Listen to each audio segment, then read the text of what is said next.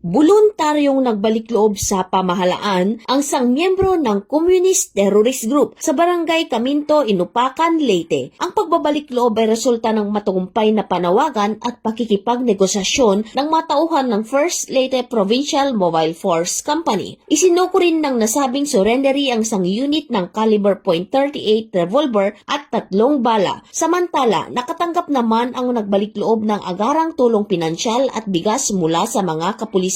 Ang dating miyembro ng CTG ay nasa kustodiya na ng First Leyte PMFC para sa kanyang posibleng enrollment sa programa ng ating gobyerno na Enhanced Comprehensive Local Integration Program o ECLIP. Muling hinimok ng pambansang pulisya ang iba pang mga miyembro at taga-suporta ng CTGs na iwaksin ang maling ideolohiya at magbalik loob sa gobyerno upang mamuhay ng payapa kasama ang kanilang mga mahal sa buhay. Mula dito sa Eastern Visayas, ako ang inyong PNN correspondent, Patrolwoman Palafox, alagad ng batas, tagataguyod ng Balitang Pulis.